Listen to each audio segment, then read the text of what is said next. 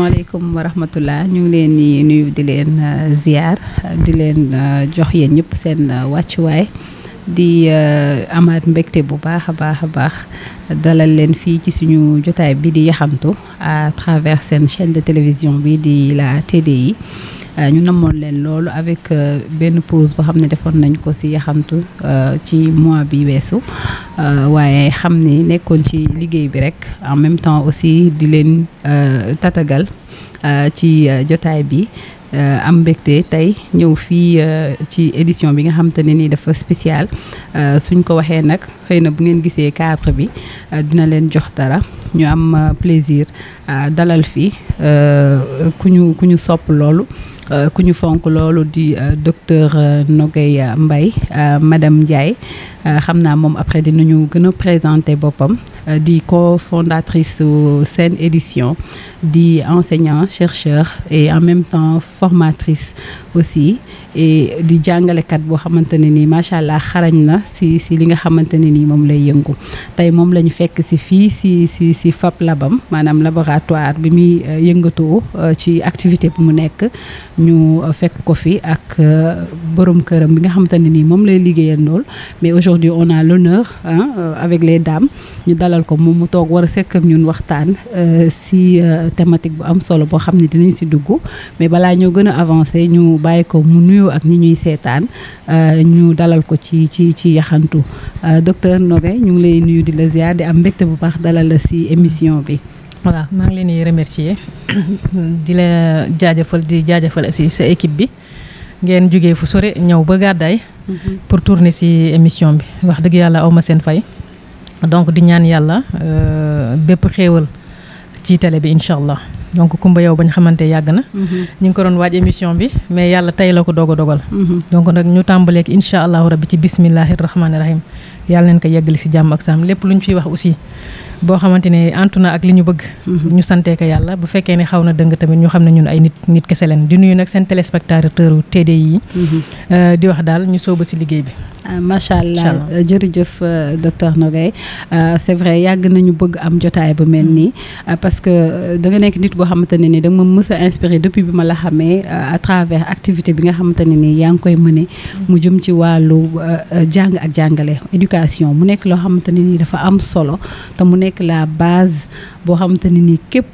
ku bëgg a taxawal société ëllëg ci loolu ngay tàmbalee donc ñu am mbégte tey dalal la si plateau bi avec une thématique spéciale boo xamante ne on va parler aujourd'hui de innovation dans l'éducation et la formation tey jii suñu bëggoon gën a présenter Nogaye tey mën nañu wax kan mooy Nogaye déjà parce que peut-être am na lu ñu xam ci yow déjà on sait que docteur tu es docteur en électronique diplômé à l'université de Bordeaux chercheur en pédagogie active et en numérique éducatif aussi nga def 8 ans d'enseignement à l'UCAD ci domaine électronique et dans les universités privées nga cofondé aujourd'hui Sen Édition depuis 2014 et nga devenir aussi directrice générale en 2020 tey jii loo ñu mën a yokkal ci loolu Nogaye gannaaw présentation boobu macha allah macha allah Kumba man nag kuy laaj ci man moom damay sawar a wax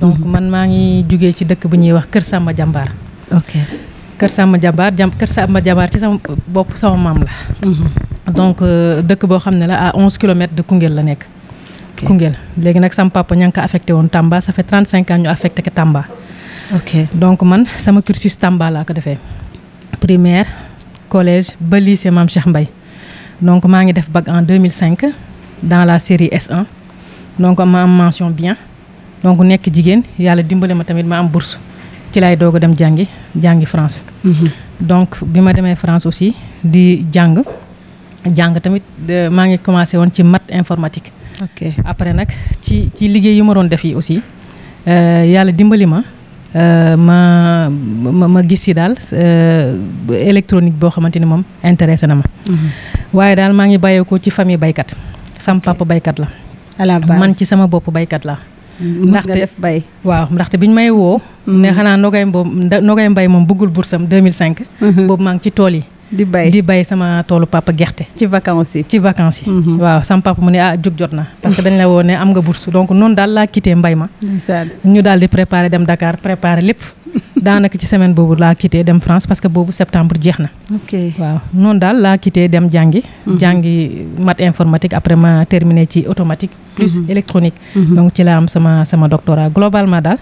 loolu laa mënoon wax xëy na peut-être dina am ci yu may dolli après ma rencontré nag sama borom kër monsieur Ndiaye. waaw macha allah foofu leen rencontré yow mu nekkoon étudiant en maths info moom tamit. donc ñu marié wu ba may def master 1 ba ma nga am 20 ans 22 ans.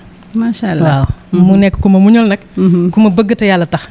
ñoo ànd nag liggéey bi ba ci seen édition bi ñoo ànd bokk liggéey bi. waaw macha allah loolu daal pour l'instant daal loolu laa amoon lu may wax.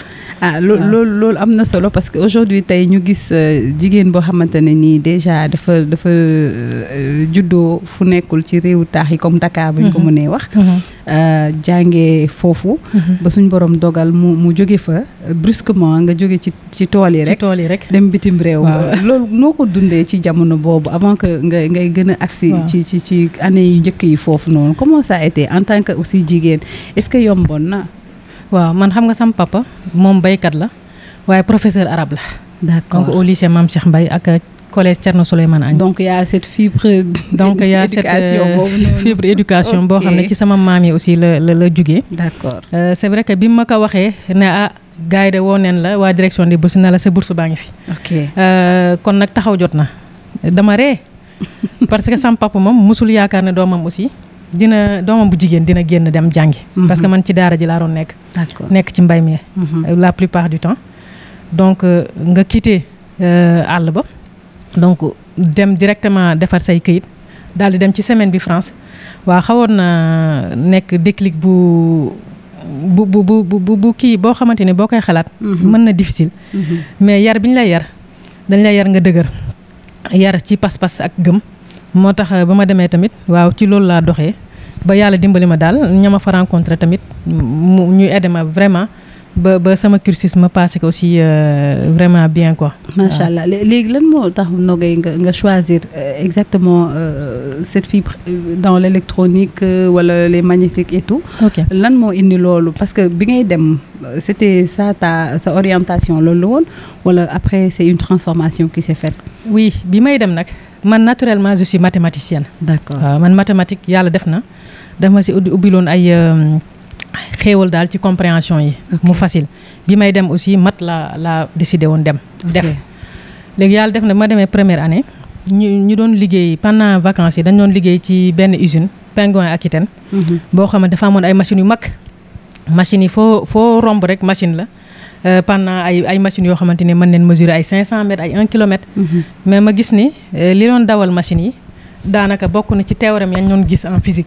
mooy ay Lorentz ak yooyu noonu. ma ne lii moom c'est intéressant de parce que yàgg naa ko jàng mais musuma gis application yi. d'accord ca leen commencé may gis application yi gis ma naa domaine bi intéressé na ma loolu moo tax bi ma demee ba bac plus 2 bac plus 3 ma orienté wu en électronique électrotechnique automatique. d'accord. donc foofu daal la amour bi jugee waaye daal bi may quitté Sénégal dem mat moo taxoon ma dem. mathématique waaw mathématique moo taxoon ma dem après yàlla dimbali ma aussi waaw ma excellé ci domaine boobu dem ba bi may def master après nag orienté wu ci électronique. donc électronique intégrée moom la ñuy wax microélectronique. parce que sama thèse de doctorat maa ngi ko doon defal avec Airbus. ci domaine bu ñuy wax la fiabilité des composants électroniques mooy composant boo gis. moo xam tey su ma ubbi woon micro bi yi nekk ci biir. wala téléphone bi composant yi fa nekk et cetera mais dans le domaine spatial ci avion yi. léegi ma doon simuler environnement bi nga xamante ni ci kaw la nekk ma koy simuler ci suuf pour xam lan mooy waral avion yi di tomber en panne. sachant que probabilité pour mu tomber en panne 10 puissance moins 9 la. d'accord xam nga donc avion mu tomber en panne. yombul c'est léegi man ci loolu laa doon liggéey loolu daal jox na ma amour bu très fort ci dans le domaine de la microélectronique. lu ngay wax affaire étude spatiale boobu noonu nga doon def ci wàllum avion yi. loolu est-ce que nekkul lu xóot par rapport ak jàng boo xamante ne ni mën na bopp jigéen wala buñ ko mën a waxee noonu ci jamono boobu àttanoon na ko. waaw xam nga njàng moom ça dépend nga am passion bi. ak nga am motivation bi. donc feneen. fi ñu nekk Europe ak feneen si yam. conditions yi ñu ngi foofu noonu. moyens ñi ngi foofu noonu laboratoires yi sont bien équipés donc pour nga def sa thèse si yenn domaine technique yi méttiwul quoi parce que dañ lay mettre les moyens financiers mettre les moyens techniques tamit ba nga xamante ni yow sa thèse vraiment da nga koy def dans la simplicité. Donc domaine applicatif bi ça m'intéressait parce que lu ma doon intriguer tamit mooy bu avion yi demee ba ci kaw lan mooy tax ñuy tomber en panne souvent léegi nag ci leen commencé simuler environnement bi nekk ci kaw mooy rayon gamma yi di ko simuler ci suuf pour xool lan mooy tax ñuy tomber en panne léegi nag man seuil boobu noonu. seuil panne boobu ci courant en fait moom laa doon déterminer. waaye moyens yi daal ñu ngi woon foofu pour def ko léegi nag bu ñu paree tamit effectivement insertion moom yomb na quoi boo defee ci yoon domaine technique yi foofu noonu. Ok, parce que c'est vrai que foofu noonu en général wax dëgg yàlla on voit beaucoup de gens yi nga xam dañuy jóge fii sax dem di def seen recherche yi poussé yi foofu. Comme li nga wax ils mettent les moyens. Pour vraiment mettre à l'aise les chercheurs. Pour ñuy mën a am vraiment des solutions. Par rapport ak problème yi ñuy jànkonteel mais si on revient Nogay avec tout ça. nga jàng ba am sa thèse doon docteur. enseigner à l'université et tout. léegi nan nga defee benn déclic rek ñëw def entrepreneuriat. Comment ça s'est passé avec aussi la création de Sen Édition? Oui, donc Sen Édition moom idée bi ña ngi ko amee woon depuis bañ nekkee France. D'accord. Parce que équipe bi yëpp ñu ci bëre ci ZEP leen nekkoon mooy les zones d'éducation prioritaire xale yi nga xam ne bëgguñu jàng. Ok. léegi nag ci leen commencé développer ay méthodes. foofu noonu bitim réew. Commencé développer ay méthodes. Commencé def ay scénarisation en bande dessinée. Donc non bi ngay gis après Sen Édition mat solo. ok xale yooyu ña doon jàngal France ñoo ko génnee mat solo. parce que nee neen mathématique bi ñu leen di defal wax dëgg yàlla yow kenn ci sa bopp mën nga ko def parce que da ngay utiliser ay outils da ngay gis ay scénario yoo xam ne c'est rigolo mais da lay permettre nga comprendre concept yi parce que problème bi mooy les enfants ne comprennent pas les faits. D'accord. Les faits derrière. léegi ñu commencé ko foofu mais déclic bi dëgg mooy aussi bi ma amee doom. donc bi ma amee benn doom. daal ma gis ni yàgg naa aussi yor foofu ay xale yu ñuy yar. ma gis ne yar bi xaw na métti. léegi nag ci la maag sama borom kër ñu décidé daal neen ñëw construire au moins mën a yar foofu sunu doom yi. fii nii Sénégal boole ko si yàlla def sama yaay aussi gaañu. avant may accoucher donc sama taw bi sax sama yaay laa ko tuddee. gaañu bàyyi fi ay xale. yàlla na ko suñu borom yërëm. amiin yaa parce que bi muy gaañu 48 ans la am donc xale la. waaw boo bàyyi fi ay xale léegi ma ne nag su ma ñëwee aussi ñooñu naa leen mën a toppatoo. nga uufaale njaboot gi. voilà donc condition yooyu yëpp. tax na aussi mu faciliter ñu sunu prise en c'est-à-dire sunu motivation pour ñibbisi parce que on se rappelle bi ñuy waaj pour ñëw. gaa sunu xarit yu nekk foofu dañu doon reetaan na yéen fii ak 10 ans fii la leen di fekk. ñu leen di wax ne pourtant seuls les courageux partent. Effectivement yàlla bi dimbale nañu may nañu courage aussi ñu ñëw ci jàmm. maam comme nu ma ko waxee woon jëkkër joo xam ne wax dëgg yàlla ci lu ma bëgg rek moom daf may day ànd ak man daal. macha allah waaw. macha allah noonu daal après waaw loolu moom c'est important parce que dañuy wax ne à côté d'une grande dame y a toujours un Superman. moo tax it moom Superman la waaw. Superman la macha allah. donc mu nekk ku xarañ aussi ci wàllu pédagogie active.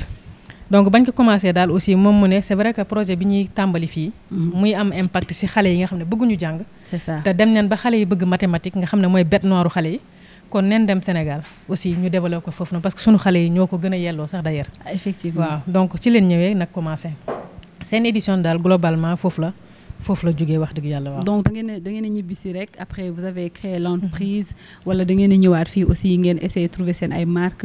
enseigner ci yeneen kii ba taxaw wala ëpp rek l'entrepreneuriat. waaw dañu ñëw rek en 2014 dañu ñëw rek créer entreprise bi. d'accord mais en parallèle man maa ngi doon jàngale université aussi. si. donc ma postuler c'est vrai que bi may postuler aussi xawoon na reetaan parce que maa ngi amoon 28 ans.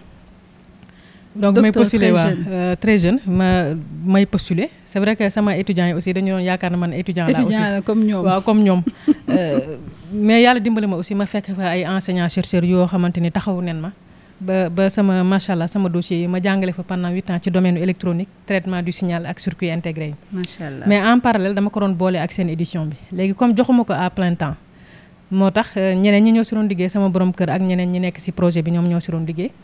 léegi daal en 2022 daal laa jël déclic gu ne man daal xam naa dinaa concentrer aussi à 100% ci projet bi parce que objectif yi ñu ci am ak vision yi ñu ci am bu ci ñëpp taxawee yàlla mën na def mu gaaw. macha allah waaw noonu daal leen commencé mbir mi mais c'est toujours dans la recherche en fait. Donc recherche ba ma doon def université moom la ñuy continuer parce que bi ñuy ñëw élèves yi ñu yore woon c'était des collégiens mais bi ñu ñëwee sur place aussi gis neen ni que ni problématique bi dëgg la dëgg ci maternelle la nekk. parce que base bi il faut que mu dëgër. il faut que xale yi ñu teel leen initier sur l'esprit critique. parce que c'est ça que je voulais demander ndax ci période boobu yan enseignement nga ci tirer carrément pour mën a xam ne ñun mécanisme yi lañ war a teg. c'est ça ak lii pour vraiment trouver ay solutions ci li fi am. c'est vrai que bi ñuy ñëw c'était un projet carrément destiné aux lycéens et aux étudiants. Donc quand on a commencé à palper le terrain avec nos livres, parce que c'était des livres bien écrits, parce que c'était des pédagogues et tout qui l'avaient écrit, ci leen gis ne ki ni en fait base globale bi aussi c'est à un niveau un peu plus bas. ci leen wàcc ñëw ci élémentaire wàccaat ba maternelle. léegi ñun suñu vision mooy vraiment consolider les acquis en maternelle pour que dans le processus d'apprentissage mu yomb. parce que bu début bi dëgëree après à la fin dafay nooy daal dafay nooy nga dem ci leen noonu leen commencé waaw loolu daal leen commencé. enseignement yi retourner à la base. pour mën a consolider foofu ba pare. effectivement mais en termes de technologie ak innovation. lan moo leen inspiré ci wàll boobu ba aujourd'hui ngeen xalaat ni foofu rek ngeen mën a jaarale mbir mi pour mu dëgër. ok disons que innovation yi. ñi ngi commencé bind ay livres. xam nga pour ay lycée ak ay université mais bu ñu xoolee palper terrain bi pendant 1 an ci leen xam ne que ni maternelle bi moo c'est-à-dire soubassement bi c'est en maternelle. parce que foofu y avait un vide en fait. waaw y avait peut-être pas un vide parce que des gens ont travaillé dessus. mais ñun on a vu que dans nos maternelles aussi les enfants dañuy toog seen siège yi ay xale yu ndaw duñu foo. lu dul xanaa foo yi ñu foo si biti wala et cetera mais même dans l'apprentissage amuñu ay matériel didactique yoo xam ne ay sénégalais ay doomi réew mi ñoom ñoo ko defar. xale yi mën ci jàngee ci adapté. par rapport à notre culture locale et tout parce que maternelle yi ñu dem yëpp yu si bëre ay matériel importé la ñuy utiliser. d'accord mais avant ñu yegg foofu sax xam nga boo bindee livre le livre c'est bien mais sauf que livre moom li muy développé mooy ay activités théoriques la. ay méthodes la lay jox ak ay règles. donc loolu cerveau gauche bi lay faire intervenir. absolument et que xale bi pour mu maanaam pour que xel mi takk dëgg il faut que ñaari cerveau yëpp ubbeeku. ci leen commencé di def ay bande dessinée. scénarisé léegi bande dessinée bi nag waaw avec les images. xam nga l'image mentale elle est forte. absolument l'image mentale elle raconte une histoire. tout à fait et que quand l'enfant voit une image mentale automatiquement dafay créer un contexte derrière. su créer un contexte derrière daf koy jox du sens. donc foofu la bande dessinée foree par rapport à l'apprentissage en maternelle. parce que foofu dina commencer ubbi xel mi. parce que dina commencer maintenant di scénariser di jox un contexte parce que différence entre études yi loolu la. mooy nga gis dara rek nga jox ko benn contexte nga jox ko benn sens. mais foofu xel mi yëpp du tàkk fuy xel mi di tàkkee mooy 3e étape bi mooy la manipulation. du manipuler du créer xam nga du ko def daal ba nga xamante ni moom day am une idée. jugee ci idée bi dem ba li mu bëgg a defar mu defar ka avec du matériel donc noonu daal leen construire sunu modèle. donc du livre en passant par la bande dessinée jusqu'au matériel de manipulation. Et que en neurosciences pratiquement l'enfant pour que son cerveau soit éclairé il faut qu'il y ait de la manipulation. foog muy def ak loxo. foog muy def ak loxo la main elle est cruciale. d'accord en fait par rapport à l'enseignement chez l'enfant quoi loolu moo koy permettre donc ci leen commencé créer sunu matériel didactique yi. au début ñu ngi ko commencé woon ca menuisier ya. mais li ñu doon defaral dafay ngande ba pare du am finition. donc da ngeen doon def conception bi ci ordinateur bi xam def ay maquette. après ngeen woo ay waaw dem ci menuisier yi waaw ñu ñëw ñu defaral ñu ñenn ñi ay lawbe leen pour defal rond yi. yatt yi ñenn ñi ay menuisier leen mais liggéey bi dañu gis ne que amuloon finition. d'accord ci leen commencé nag maintenant di réfléchir di chercher ay machines numériques yoo xam ne mën nañ ñu accompagner dans ça c'est comme ça qu'on a découvert le monde du Fab Lab aussi. waaw donc nag ñu commencé am suñu premier prototype. donc prototype yooyu bu ñu ko defaree ba pare tamit ci leen dem ci école yi ci maternelle yi pour tester xool lan moo nekk est-ce que ñun compétence bu ñu doon xaar est-ce que am na noonu daal leen commencé ba construire le modèle autour du Fab Lab mais autour de ce matériel didactique là. Mais c'est vrai, tu l'as dit ndax après defar ngeen ko yóbbu ko ñu testé ko. Mais lan moo nekk après résultats yi ak appréciation yi comment ils ont trouvé nan lañ ko adopté aussi est-ce qu'il y a une appropriation aussi de ce travail là. Oui c'est-à-dire léegi maternelle yi ñoon accompagner wax dëgg yàlla ñu am des retours très très positifs. Parce que le fait que sénégalais pensé defar indi ci école yi xale yi di jàngee yooyu matériel aussi c'est une fierté. Absolument. Deux aussi permettre na xale bi parce que ñun bu ñuy concevoir dañuy commencer sur la pratique. Donc le concret, le semi-concret et l'abstraction. Et ces trois méthodes-là, c'est la base justement de l'apprentissage chez l'enfant. Enfant, il faut que moi, je concret d'abord. Parce que enseigner l'abstraction à un enfant, c'est très complexe. xale dafay bëgg teg ci teg loxo voilà teg bëtam loxo laal daal. Absolument. Donc loolu moo permettre retour ñu am vraiment très positif. ñu waxtaan ak aussi enseignants yi ñu ne ñu bu fekkoon ne mën ngeen def ay version digitale aussi. Oui. Outils yi nga xamante ni application lay nekk pour que la mise en œuvre xam nga une séquence pédagogique. parce que loolu laa la bëggoon laaj sax nan ngeen ni def pour impliquer. les enseignants aussi les autres enseignants et les autres chercheurs yi nga xamante ne ni ñu ngi fi par rapport à ces outils là. C'est ça parce que donc au-delà de le fait que enseignants yi ñu ne est-ce que mën ngeen ko am ay version numérique appliquée kii outils yi. En fait en parallèle aussi on intègre tout ce qui est robotique tout ce qui est codage dès la maternelle. D'accord. Et la fabrication numérique. Le codage on peut le faire à partir de 4 ans. Il y a un chercheur anglais. Anglaise d'ailleurs parce que c'est une femme qui a dit que le codage maintenant si quelqu'un ne fait pas le codage rek il est out en fait. Ah oui waaw dañ lay romb donc moo tax codage bi. loolu moom mat naa xam. Moi je pensais que ni c'est juste à un niveau de. Non le supérieur codage ça commence à partir de 4 ans. Ok parce que au début pédagogiquement ay code la yoo xam ne mi ngi ci robot bi ba pare. D'accord. Donc pour que xale bi activer que soit par la voix la wala soit par télécommande xam nga wala soit par scanner donc robot bi mooy scanner dara mais xale bi xam na instruction bi parce que lire na ko gis na image bi.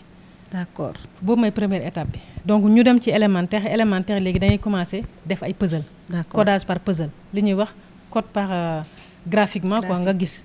muy jël ay puzzle di dugal bu robot bi defee lii après robot bi defee lii après mais tu lis donc niveau 2 bi niveau 3 bi nag.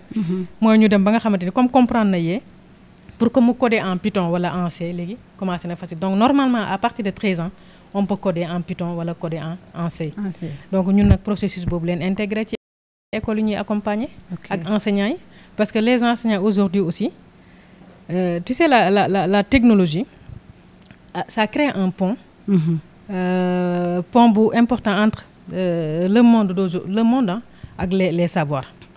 Donc nécessairement su fekkee ne enseignant bi aussi il faut que l'enseignant soit justement sensibilisé. Absolument. Il faut que l'enseignant aussi soit formé.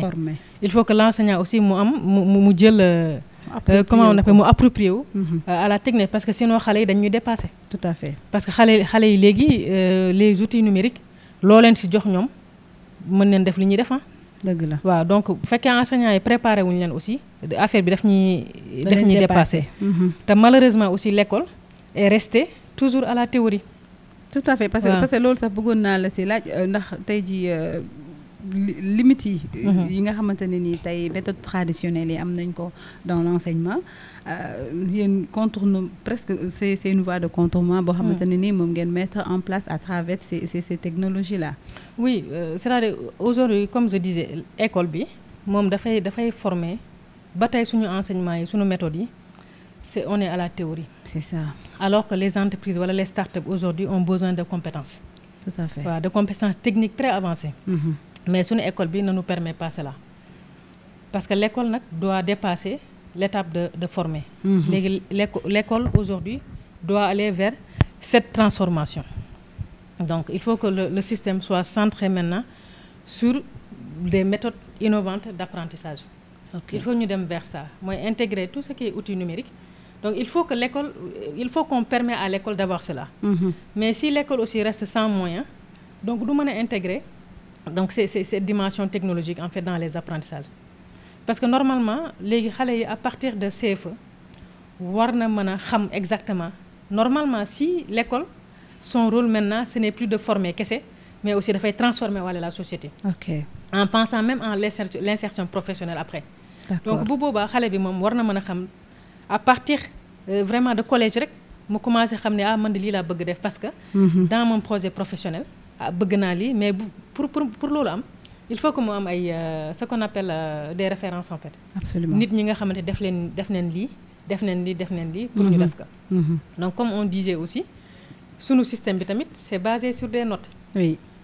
Donc dañ lay orienter soit L wala S parce que mais loolu mën na bañ a nekk une réalité en fait. Tout à fait parce que man loolu sax laa la bëggoon a laaj ndax tey jii aujourd'hui dañuy wax ni yow pour faire les sciences les mathématiques la technologie carrément wala tout ce qui est axé sur ça yow da nga war a dem ba terminale avec la série S wala à la limite série T yi technique pour mën a def loolu donc ñi nga xam ne ni c'est des littéraires wala dañoo am ay série L ak yooyu ñoom ils sont exemptés ñoom mënuñu dem évoluer dans ce sens là est-ce que loolu normalement concrètement lu normal la wala est-ce que y a des mécanismes yoo xam te ni par exemple yéen mën ngeen gis ne loolu lu ñu mën a soppi la. waaw c'est-à-dire qu'aujourd'hui mën neen réfléchir ci orientation yi. c'est ça.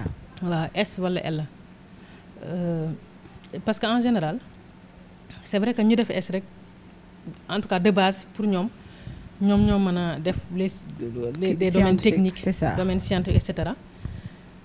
Mais il y a deux façons même de faire parce que ñiy def L aussi c'est pas souvent mën neen bañ a nul wala kii c'est parce que jusque rek on s'est basé sur les notes pour t'orienter mais tout à fait. À l'université wala dans certaines universités publiques man gis naa ay élèves L yoo xam ne en programmation ils sont très forts. OK. Ils sont très forts parce que dans le monde professionnel il y a les domaines techniques dont le soubassement c'est les mathématiques et la physique mais il y a des domaines techniques yi nga xamante ne parce que domaine technique yi nga xam ne soubassement mathématique la ak physique ñoom ñooy nekk dans la conception ñoom ñoo war a nekk les bâtisseurs. Tout à fait. Mais on a des formations techniques yoo xamante ne c'est sur l'application boobu mën nga bañ a def mag wala nga def yenn études yi en sciences pour def ko moo tax dans certaines universités privées retrouver nañ ay élèves yi nga xamante ne L2 leen defoon te mën a créer ay applications mën a créer ay affaires yu xóot. Tout à fait. yu baax donc war neen mën a réfléchir daal si ñu bañ a concentrer rek ci note bii nga am donc note bii nga am pour fii rek barki démb am na benn ku jigéen ku fi ñëw. koo xam ne xaw ma STG la def. gestion bëgg a def Sénégal Japon. ñu ne ko malheureusement ci kayit yi yow mënoo def Sénégal Japon te moom loolu la bëgg te yàlla xam na ni am na capacité pour réussir foofu donc loolu il faut ñu changer ka. Tout à fait. Il faut ñu changer ka changer aussi parce que loolu nu ñu koy mën a changer aussi mooy que méthode d'apprentissage yi changer. Tout à fait. Que aujourd'hui dès le bas âge. OK. Ñuy pratiquer. waaw ñuy pratiquer di explorer. Parce que c'est ça qui rend les apprentissages très vulgarisés parce que xale bi buy gis di créer di apprendre par l'erreur mais moom day tax moom dans même le cours là dans le cours dafay impliqué wu. day mel ni comme si affaire bi moom yëfu boppam la. D'accord. moo tax il faut que léegi outils yi qu'on se donne les moyens pour avoir les outils pour se mettre au même niveau que tout le monde parce que aujourd'hui nag numérique bi rek moom mooy tax. yow nga nekk Sénégal kii nekk Japon kii nekk États-Unis ngeen nekk au même niveau parce que numérique bi moo ko permettre. Absolument. Parce que loolu sax bon je sais pas si je peux mën naa dugg si kii brèche boobu. Tout à l'heure wax nga affaire transformation systémique carrément et d'ailleurs sax bu ñu waxee récemment loolu la ñuy gën a dégg ñun nit ñi di ko wax fii au niveau du Sénégal avec nos autorités transformation systémique et même vous avez développé récemment benn outil boo xamante ne ni comme le manuel avec le dessin animé boobu noonu pour parler carrément aussi de cette transformation systémique d'ici 2050 mais comment vous avez pensé à faire ça avec ce manuel ak outil boobu ngeen ko defee pour que ça soit comme li nga wax dès le bas âge xale yi xam cette transformation là. Oui c'est-à-dire que xam nga les politiques bu ñuy génnee ay documents d'orientation dafay xóot ba mu ëpp. waaw te pour que une politique publique passe. il faut que dégg-dégg bi ak xam-xam bi mën a wàcc ci à un niveau beaucoup plus petit. Tout à fait. Parce que xale yi li Lamine doon wax sama borom kër mu ni lenn nga dul perdre mooy graine bi nga semé ci xale bi.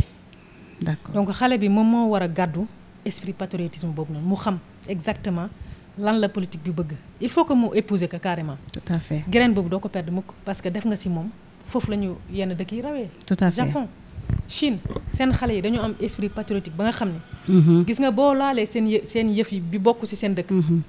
xoolal am nga leen donc ñun tamit loolu leen war a def créer ci xale yi cet esprit boobu parce que bi ñu gisee document bi ça nous avait intéressé ñu ne lii de il faut ñu travailler ci pédagogiquement parce que on est des pédagogues pour que. absolument xam-xam bi mën a wàcc ci xale ñu expliquer que en des termes simples avec potentialité yi Sénégal yi am yi. tout à fait ak maanaam bépp liggéey ak bépp mën-mën bi nga xamante ni war nañ ko mën a toog fii di ko defee fii loolu benn la ñaareel bi aussi ci bande dessinée bi mi ngi terminé ci waaw aujourd'hui ñun ñooy dem parce que suñu ñu baax ñi ñëpp dañuy dem les meilleurs nos meilleurs élèves ils partent c'est ça te duñu ñëw tout à fait léegi boobu dëkk dootul am bâtisseur déedéet amul benn bâtisseur parce que ñëpp ay dem mais boobu ñu ngi wan ci BD bi ne vers les années 2050 léegi maintenant ce sont les gens qui vont venir ici parce que potentialité bi ñu am bu ñu ko développé rek xoolal xale yi daañu mën a am kenn ku ci nekk insertion sa bopp mais loolu il faut ñu cultiver ko ci xale bi semer graine boobu noonu nga xam ne mooy nekk di màgg noonu leen ko bëggoon defee tout à fait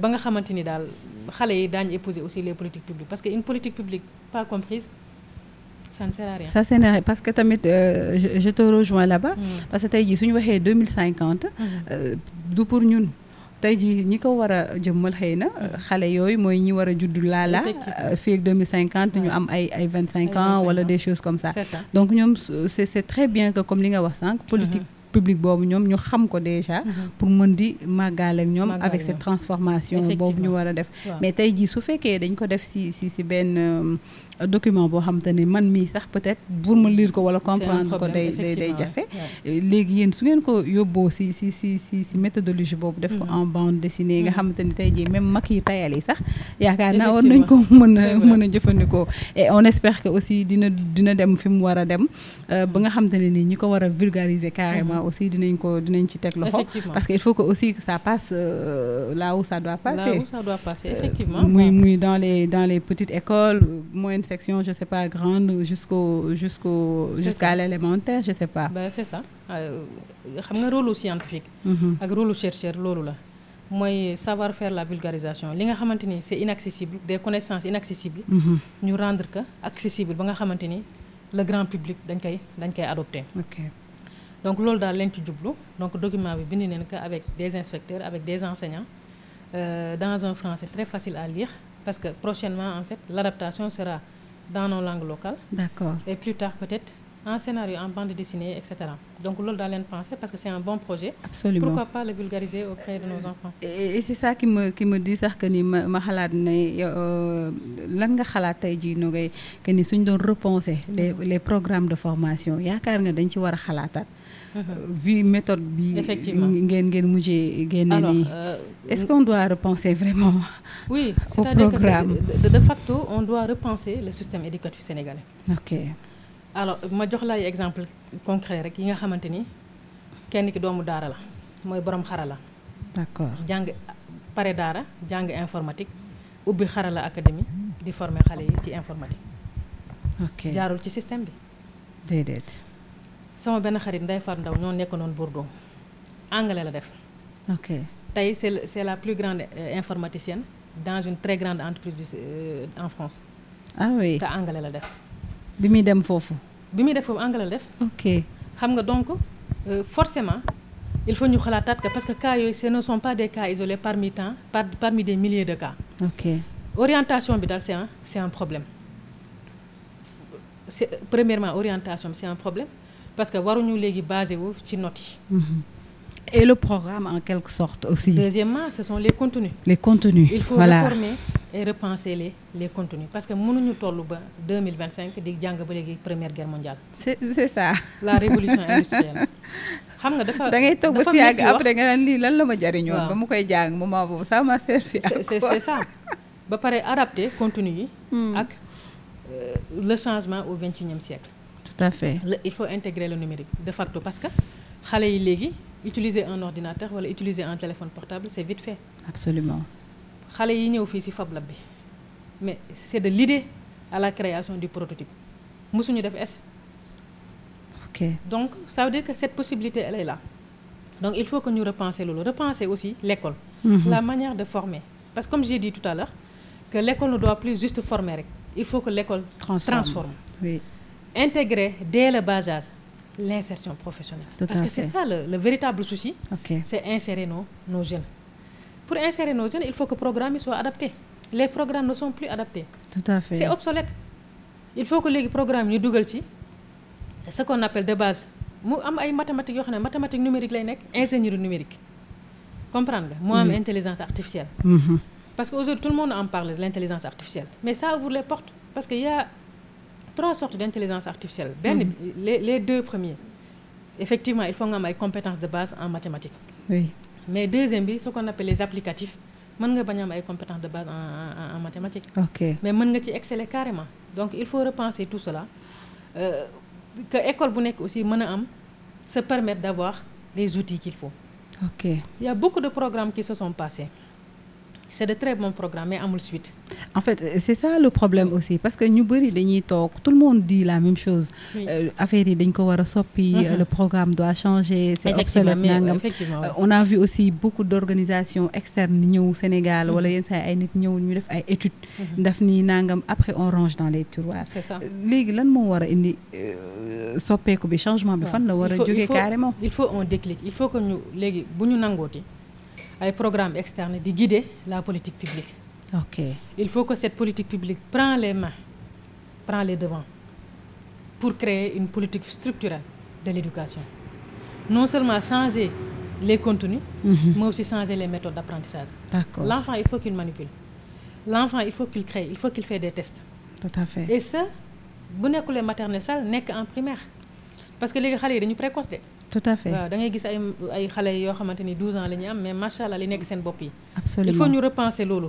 Repenser aussi surtout dans la professionnalisation de l'enseignement. Absolument. Créer des incubateurs.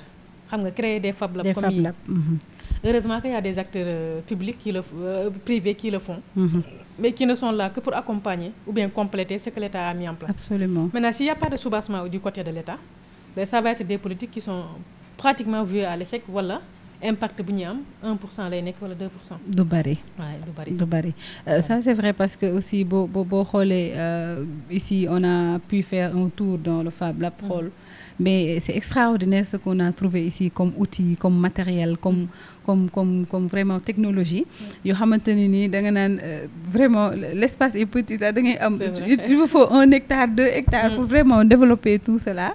Donc comme li nga wax sànq loolu laay dëggal que vraiment l'État doit vraiment vous appuyer carrément. Parce que loolu moo tax sax ma lay laaj ndax entrepreneuriat bi aussi Nogay est-ce que c'est facile? Est-ce que yomb na? Il y a beaucoup de défis. Oui. Il y a beaucoup d'enjeux. Oui. Est-ce que comment ça se passe? Comment vous le vivez carrément à cette édition? C'est difficile. C'est difficile. Mais en tout cas dans l'entrepreneuriat, il faut être très très résilient. Donc très résilient. Et puis savoir innover aussi. Parce que nous aussi, pourquoi les écoles épousent nos méthodes? C'est l'innovation. Oui. Parce qu'on a aussi repensé les méthodes d'apprentissage. Donc créer. Donc tout ce que vous voyez au niveau du Fab Lab a été créé sur place, que ça soit le matériel pour la petite enfance, les cartes. Parce que pour nous maintenant, la géographie, ça peut se faire avec une carte du Sénégal, avec des questionnaires. Xale bi avec les questionnaires, chaque département bi mu jël parce que c'est un puzzle, chaque département bi mu jël, il y a un questionnaire qui lui explique justement ce qu'il faut comprendre de cette région ou dans ce département. D'accord. Pour moi, observation. Ça n'a pas changé. Avec un corps humain physique, voilà, avec une virtualisation, des lunettes virtuelles, on peut facilement apprendre l'observation. Tout à fait. Imaginez la virtualisation, boy jang le cœur. Bo gisee cœur bi ci lunette virtuelle bi, c'est comme si c'était un cœur vrai. Nga gis sang bi nu muy duggee di génn etc. Mais ça peut s'apprendre vite fait. Oui. On a yenn connaissance voilà. Yenn connaissance yi mën na bañ a am théorique, mën na dem directement dans le but. Éliminer yi nga xamante ne ça nous apporte rien du tout. Absolument. Dugal des compétences de base sur la fabrication numérique. Oui. Parce que lu tax des modèles comme ça seen édition intéressé nit ñi ak xale yi. C'est parce que fii idée boo am boo ñëwee daa mën a xalaat. Donc tu as l'esprit scientifique, l'esprit critique, mais aussi tu peux savoir que ni dans telle industrie donc le processus c'est ça. D'accord. Et ça c'est une compétence qui est fondamentale au XXIe siècle. Oui. Parce que aujourd'hui, les entreprises n'ont plus le temps. Donc, il faut être compétent. Il faut avoir la pratique. Compétitivité. Il faut que dans les écoles aujourd'hui, d'ailleurs, les CFP commencent, ils ont des bancs de tests et tout. Mais apprendre par les bancs de tests, apprendre par de la manipulation, avoir des imprimantes 3D, des découpes, des machines de découpe, que ce soit laser ou CNC, qui permet à chaque utilisateur, ce qu'on appelle des espaces tiers-lieux. Oui. Tu es un scientifique, tu es un littéraire, tu es un artisan, tu es une mamie, tu es, je ne sais pas, un maçon, etc. Boo ñëwee di nga ko trouver li nga xamante ni moom dina tàkkal sa bopp bi. waaw loolu daal leen xalaat ni que ni surtout inclure l'insertion professionnelle dans l'apprentissage quoi. Donc forcément mu teel moo tax la formation professionnelle a un grand mérite mais aussi a beaucoup de défis. Il faut que ceux qui sortent de nos écoles 200 000 par année dafa bëri. Oui. Tu n'as nulle part où les mettre. Mais tu te rends compte ça, après le bac, beaucoup ne savent même pas quoi faire. Ouais. Ça, c'est un problème. Et tu as 19 ans, voire souvent 20 ans, ñu gën a tuuti ñooy am ay. C'est ça, parce que 17 ans affaire yooyu noonu. Imagine nga jàng ba pare te amoo benn insertion. C'est parce que li nga jàng baaxul. Li nga jàng amul benn qualification bu ci nekk. Non, c'est vrai. Léegi deux, tamit nos meilleurs partent duñu mos a ñibbisi. Absolument. Parce que tout à l'heure maa la koy wax sax dans les coulisses maa leen nogee est-ce que du ngeen toog ba mu yaa ngeen replier bagage. Non ñun nag moom yàlla def nañu daf ñu may benn. parce que daa mel ni am na ñeneen ñu gën a xam seen valeur. waaw ñun bu ñuy ñëw kay on était 10 ñëpp ñibbi neen ba mu des ñun ñaar. Ah oui. waaw parce que ils sont retournés. waaw dëkk bi dafa métti ils sont retournés continuer li ñu doon def mais ñun on s'est dit c'est regrettable. Vraiment. On s'est dit un pays aussi il faut le construire. Absolument. On faisait partie des meilleurs mais dañu dem après ñëwaat construire bu fekkee ni tous les meilleurs partent et ne reviennent pas mais c'est un problème dëkk bi du ma am ay bâtisseurs. Absolument. Parce que ailleurs les meilleurs là ñoom la ñuy jël que tu sois étranger noir etc. peu importe l'essentiel yow tu as la compétence. Absolument. ñun tamit il faut qu'on commence à valoriser ces compétences ñi dem. Mais ñu xool quelle voie il faut mettre à quel moyen il faut mettre pour que soit ñu bañ a dem parce que ici on met en place des prépas. Par exemple, les prépas là, on pourrait les mettre partout pour qu'ils préparent les élèves à des filières d'ingénierie. Absolument. Il faut aussi qu'on crée des écoles d'ingénierie. Aujourd'hui, on est à 1% d'écoles d'ingénieurs. C'est ça. C'est un problème. C'est très minime. C'est minime comparé à ce qu'on a besoin, nous, au Sénégal. Tout à fait. Ça, c'est un véritable problème. Parce que parlons aujourd'hui, comme nous avons d'ingénierie, surtout quand on parle d'agriculture, parce que je pense que Yentamit, vous avez cet aspect-là que vous développez ici, notamment l'agritech. Sénégal, tout le temps, on veut atteindre l'autosuffisance alimentaire, sécurité alimentaire, avec l'agriculture et tout. C'est ça. Alors qu'on tarde toujours à décoller. Et donc, technologie, est-ce que nous allons inculquer les enfants dans ces process-là? Est-ce que ça n'allait pas aider avec ce process d'atteindre cet objectif-là? C'est-à-dire qu'il faut cette sensibilisation aussi auprès des élèves. D'abord auprès des enseignants, mais auprès des élèves. Pour que nous jël les problèmes de l'heure là, nous jël en main. Tout à fait. Il faut que les jeunes là soient conscients que c'est eux qui peuvent développer le pays. Tout à fait. On n'attend pas les politiques. Mais il faut que ça là, comme moi je suis élève, il faut que aussi dans l'apprentissage, que je puisse avoir cet apprentissage-là, nous devons aussi ramener les problèmes liés justement au sous-développement. Agriculture, c'est là. Parce que dès que 60 ans après, mon autosuffisance, c'est de base. C'est pas normal. Oui. C'est incroyable. Oui. Dès que on ne maîtrise pas en fait disons que le cycle de l'eau par exemple. Oui. Pour ramener que inondation les effets du changement climatique war neen mën a toll foo xam ne problème yooyu de base dañ koy dépasser mais ba léegi dépassé guñ ko donc il nous faut des bâtisseurs aujourd'hui il nous faut des gens yi nga xam ne ils sont des patriotes waaw capables en fait de faire des transformations structurelles waaw man daal loolu laa gëm en fait c'est ça la réalité. Donc il faut que nous continuions d'ici voir surtout jusqu'à ce que nous adoptions carrément. C'est ça. Et surtout avec les enfants. On est peut-être dans la dernière partie émission mais aujourd'hui en termes de partenariat avec les institutions voilà même l'État ou bien d'autres partenaires est-ce que am ngeen ci benn lëkkaloo boo xam ne da ngeen koy war a def da ngeen koy def wala def ngeen ko ci seen wàllu liggéey. waaw comme ñun bi ñuy doog a commencé point E leen nekkoon léegi mais après dañu gis ne aussi banlieue bi soxla neen ay programmes yu mel nii. ok ay programmes yoo xam ne dinañ leen aider parce que fii ingéniosité bi am na fi mi ngi fi. mais les gens manquent de moyens. tout à fait donc bu ñuy ñëw fii nii c'était pas anodin. léegi ci leen commencé di liggéey ak les collectivités locales. d'accord waaw léegi collectivités locales yi bu ñu commencé aussi commencé ci kit yi commencé ci sensibilisation bi et cetera. donc c'est des projets yoo xam ne sont lourds en financement. tout à fait donc finalement on compétit sur des concours. Mais aussi on a pas mal quand même de partenariats avec l'ambassade de France, avec disons par exemple avec Enabel aussi, parce qu'on a eu à exécuter un projet de mise en place d'un Fab Lab. Donc pratiquement partenariat yooyu noonu Sénégal numérique aussi on est en partenariat. On est en partenariat aussi aujourd'hui avec des mutuelles. Oui.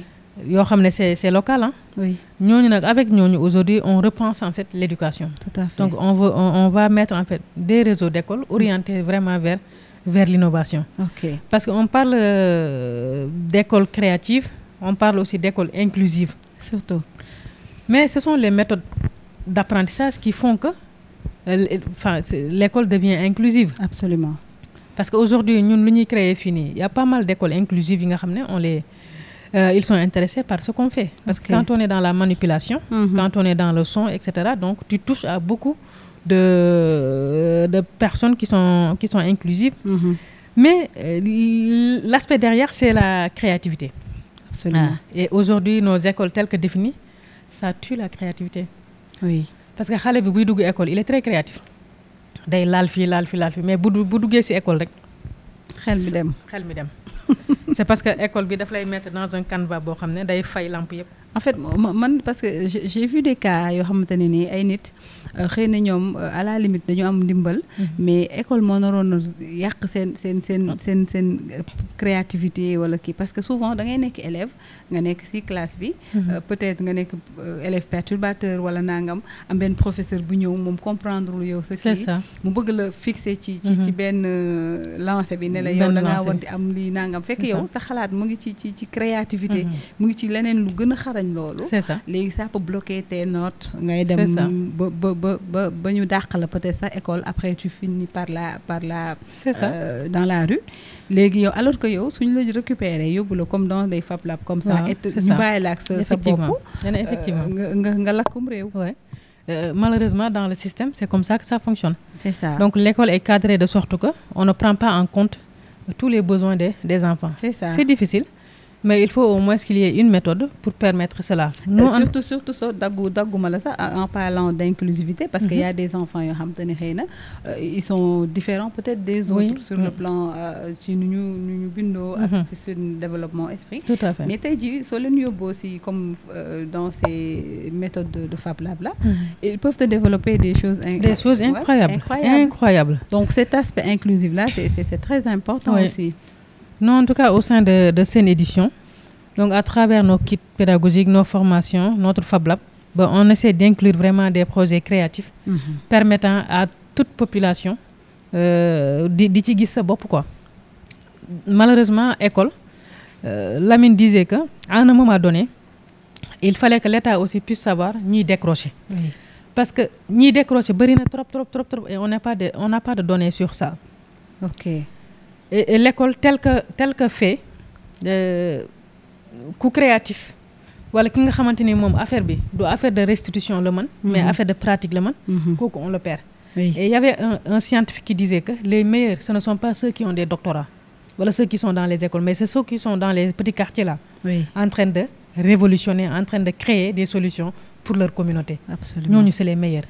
Mais il faut que l'État les accompagne. Il faut que l'État les accompagne aujourd'hui. Heureusement qu'il y a des entités privées qui justement investissent sur des voies et des moyens pour compléter ce que l'État a fait. Mais malheureusement, bu fekkee ne État aussi foofu jéemu fa dara donc entité privée yi pour dinañ teg rek mais du am impact réel bi ñu bëggoon parce que ñun tey bëggoon neen quand même ku ñu accompagner pour ñu mën a am un grand impact sur ce qu'on fait. Parce que c'est des chercheurs qui sont mobilisés. Donc, c'est de l'argent qui a été mobilisé. Et c'est des pratiques pédagogiques très innovantes parce que là où on passe, on fait de l'effet. mais bien sûr. donc ñu ngi ñaan yàlla daal li ñuy def autorités yi mën ko gis waaw mën ci jàpp mën a xam ni que ni effectivement que fii am na ay possibilités. macha allah loolu am na solo parce que c'est juste pour dire que comme li nga wax sànq c'est l'esprit peut-être patriotique moo leen bàyyi fii ak tamit ñëpp mënuñu dem il faut que yéen ki fay seen étude parce que mënoo jàng fii am sa bac état jox la bourse nga dem jàngi ba am benn niveau bi nga ni du ma dellu si sama réew dellu si waat ko état mais souvent aussi c'est difficile da ngay comprendre pourquoi les autres restent ne reviennent pas ou bien retournent da ngay comprendre ne vraiment c'est difficile. C'est ça parce que voilà ñun lu ñuy métti aussi mooy vraiment c'est les meilleurs qui partent. C'est ça. Et qui ne reviennent pas. Donc dëkk bi nga xamante ne meilleurs yëpp dem neen aussi mais ña fa des ñan leen à voir. C'est ça. Alors lu tax duñu ñibbisi aussi ça peut se comprendre. Oui dëkk bi métti na parce que da ngay ñibbisi aussi commencer di postuler commencer et cetera. Affaire bi mën na dëgër. Tout à fait. te bu fekkee ne ba nga nekkee foofu yow xamoo ko woon say compétences permettre la nga am ay job yu intéressant doo ko fa bàyyi di ñëw. Tout à fait. di palper. Tout à fait. Dans un terrain boo xam ne c'est un terrain inconnu. Donc l'État mën na war na parce que nag les compétences de la diaspora il faut que ñu basé wu foofu aussi. Tout à fait. Parce que ñoom mën nañ ñu dimbale puisque ils sont dans un environnement boo xam ne les projets marchent. Tout à fait. ñu ngi teg ay affaires mu leer donc ñu mettre leen dans un environnement mais des projets de retour yoo xamante ni. Mais on en parle très souvent mais après on voit que ça il le faut. Voilà. Il le faut si on veut que nos meilleurs reviennent. Mais après aussi dañuy ñëwaat mais quelque temps après ñu delluwaat. Non, si on veut que nos meilleurs reviennent. Il faut leur donner un très bon salaire. Un très bon cadre, une maison et puis des écoles yi nga xamante ni seen xale yi mën nañ fa jàng. Parce que quand tu es meilleur, quand tu es bon, tu veux que ton enfant soit dans une très très bonne école. Waaw. Il faut qu'aujourd'hui aussi d'ailleurs c'est ce que je rêve d'ici les années à venir que l'école puisse être transformée. Parce que loolu moo nekkoon sax sama laaj bi si toppoon nan nga gisee d'ici bon 10 ans mettons wala d'ici quelques années l'éducation au niveau du Sénégal ak aussi yan compétence nga xalaat ne mën na gën a jaillir voilà au niveau de ce pays-là. Donc notre rêve daal mooy école bi il faut ñu transformer ko surtout si contenu yi parce que loolu nag mooy soubassement bi yenn matières yi mën neen ko jàng vite fait mu bañ a jël temps waaw ñu bañ a jël temps boobu yëpp dëgg la ñi dugal ci maintenant nag nouveau métier yi tout ce qui est lié à la robotisation automatisation à l'IA tout ce qui est lié à l'intelligence artificielle ça il faut ñu dugal ko dugal anglais oui c'est fondamental. Et le wolof pourquoi pas aussi les langues locales je sais pas les langues locales est-ce que loolu tamit bokkul si lu ñu war a développer ci xale yi les langues locales là on apprend mieux avec sa langue parce que boo jëlee dans le domaine mathématique tey boo ne xale bi xale bu am 4 ans konteel mais da lay wax benn ñaar ñett ñeent juróom après juróom benn boo nekk ci pël mu wax ci joolaa mu wax séeréer mu wax léegi yow boo ko dugalee école il faut nga déconstruire loolu il faut nga dindi ko ba am set wecc loolu temps la commencé di ko wax 1 2 3 wala 1 2 3 4 5 c'est ça mais tu déconstruis pour reconstruire quel gâchis c'est ça il faut que ñu jàngee ci suñuy langue loolu nag il faut une politique courageuse man je pense que avec beaucoup de moyens avec beaucoup de moyens intégrer anglais bi parce que anglais bi tey yow aéroport boo fa quitté rek dëkk boo dem anglais ngay wax loolu il faut ñu boole ko suñu njàng mi effectivement parce que on salue ça parce que il paraît que cette année-ci ils ont commencé l'apprentissage de l'anglais dans les maternelles je sais pas dans l'école primaire c'est ce qu'il faut faire et il faut que ça soit effectif il faut que cet apprentissage de l'anglais soit effectif il faut aussi qu'on met en avant notre culture dans l'apprentissage tout à fait il faut que yi nga xam ne bokk ci suñu culture ñu dindi ko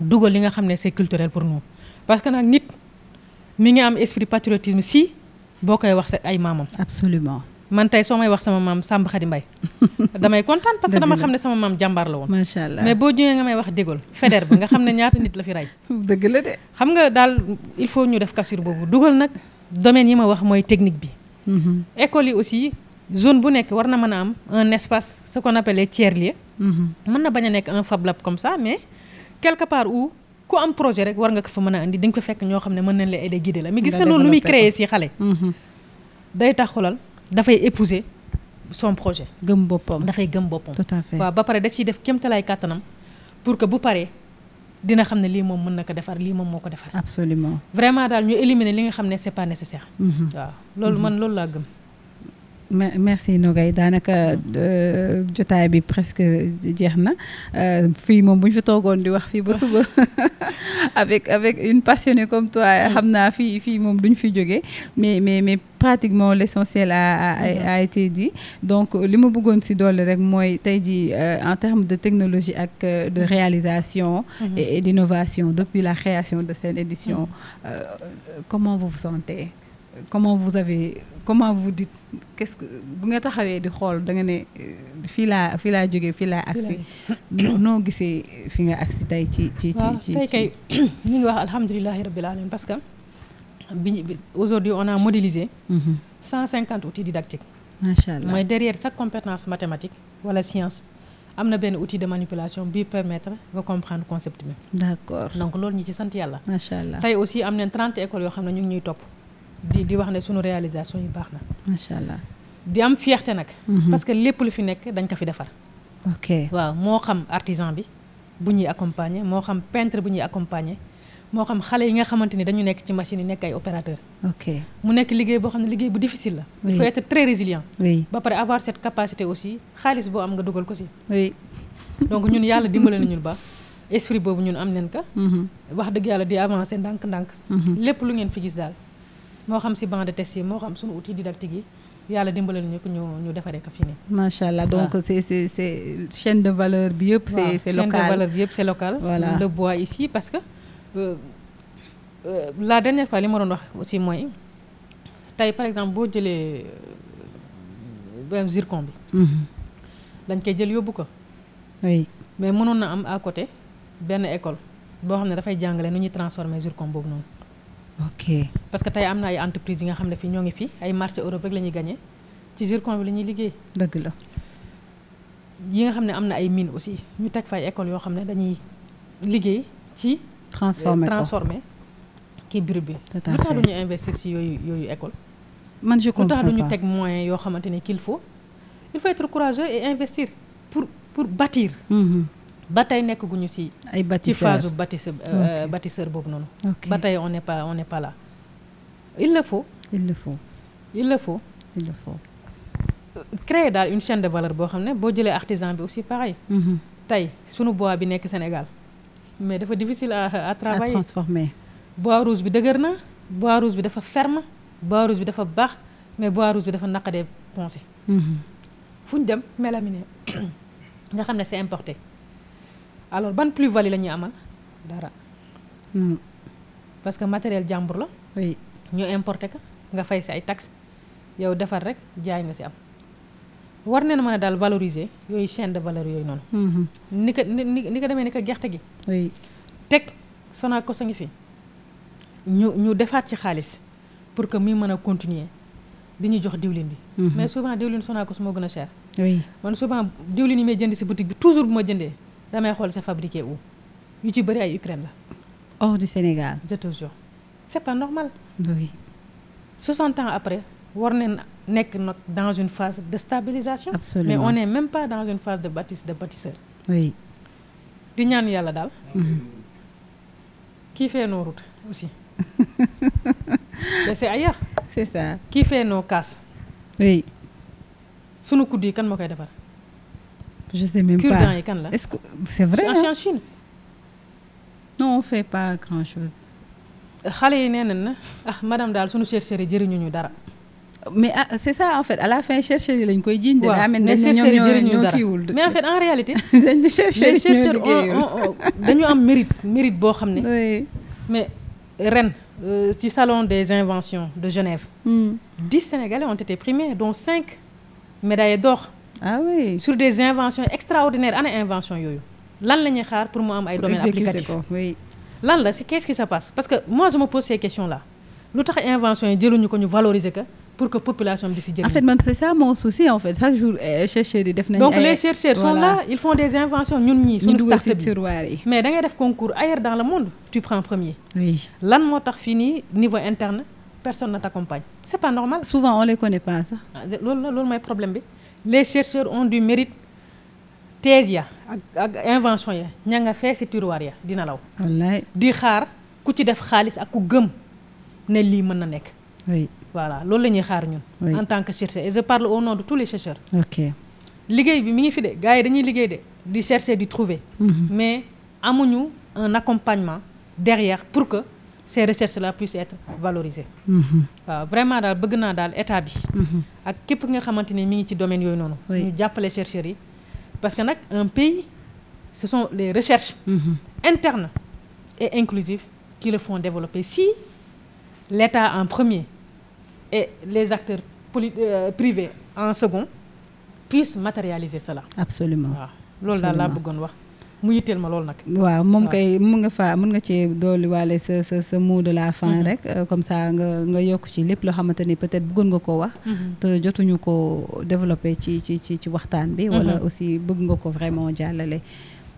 waaw man daal bëgg naa jàllale waxoon naa ko dama koy waxaat. waaw mooy yenn matières yi nga xamante ni njàng war na gaaw ñu def ko pare si. inclure waaw les nouvelles compétences du XXIe siècle le numérique. l'intelligence artificielle les mathématiques l'ingénierie numérique les Fab Labs la fabrication numérique. mais ñu remplacer que par ces matières là yi nga xam ne ça ne nous sert à rien du tout. tout à fait lan moo soppeeku ci géographie bi. daa mel ni dara de. changement climatique bi il faut l'apprendre. tout à fait et on est en train de le vivre. il faut que mu nekk des modules. l'écologie tout à fait. l'éco-santé. la santé inclure que maintenant. oui parce que c'est des compétences yoo xam ne XXIe siècle dañ ko soxla. dañ koy soxla. deux di ñaan yàlla aussi li ñuy wax état dégg ko. que je parle au nom de toutes les startups. oui au nom de tous les chercheurs. oui que état jàppale ñu di valoriser suñuy travaux de recherche. absolument. Récemment le président est parti au Kenya. oui et au Rwanda. oui pour le New Deal technologique. La compétence elle est là de. elle est là waaw oui elle est là. suñu jeunes yi xarañ neen. mën neen def mën bi mi ngi fi. ñun nag aayewuñu ku dem seeti des modèles. oui mais modèles yooyu mën nga ñëw ne on a vu là-bas ça et on aimerait peut-être passer par là. oui loolu y a pas de souci mais nos jeunes qui sont là. ils sont très très très très bons. oui donc neen xalaat ni jël ay compétences locales pardon compétences locales yi ñoom ñooy permettre développer réew.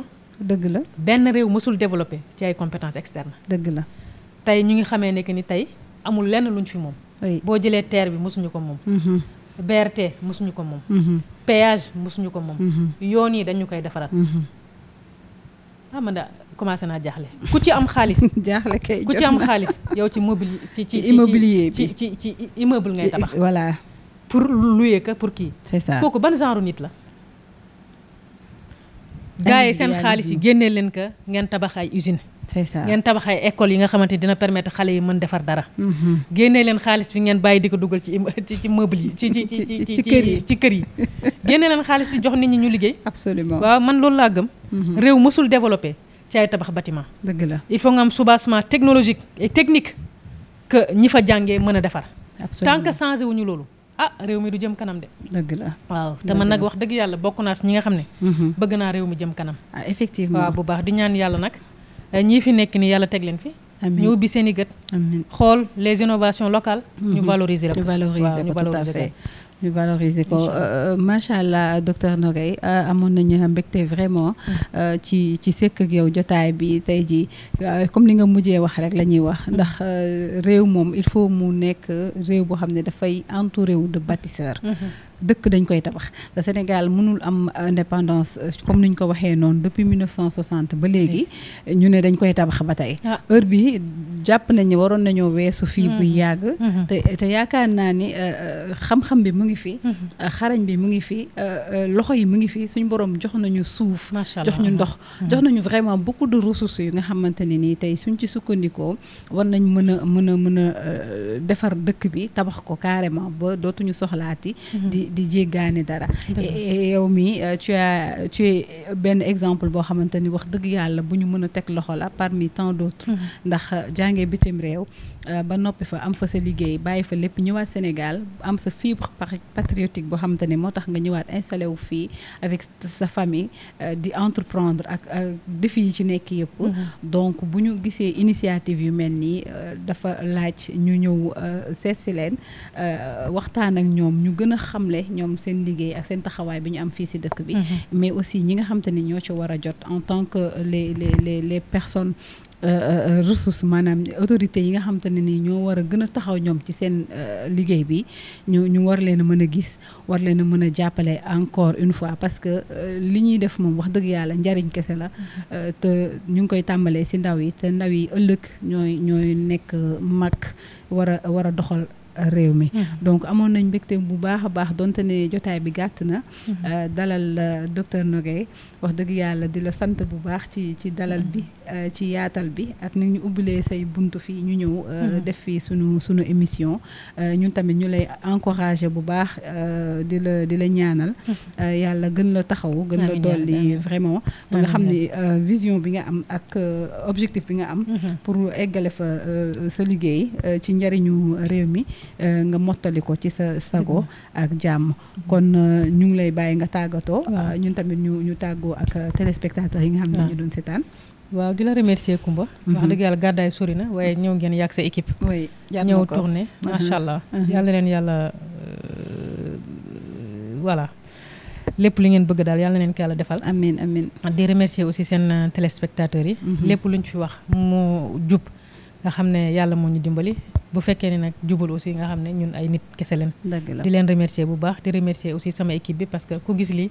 xam ne y a une grosse équipe derrière. absolument waaw di leen ñaanal yàlla ñoo xam ne ñu bëgg yàlla na leen ko yàlla defal. ci barke yonent bi sallallahu alayhi wa sallam. amiin amiin merci docteur encore une fois ñu remercier ñi nga xamante ne ñun lañ àndaloon muy suñu équipe technique bi nga xam ne ñoom laa àndaloon liggéey bi.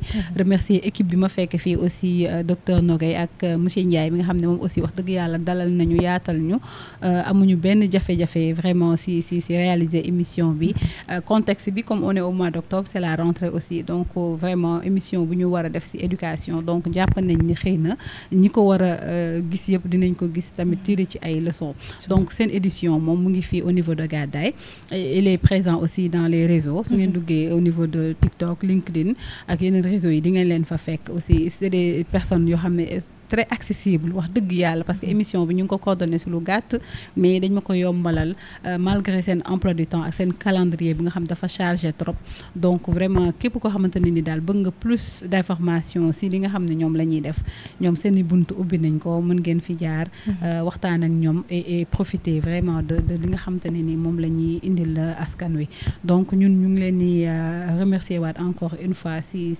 jotaay bi si teewaay bi ak si seetaan bi di leen joxaat daje beneen weer ci seen émission yaxantu fii ci seen télévision la TDI jërë ngeen jëf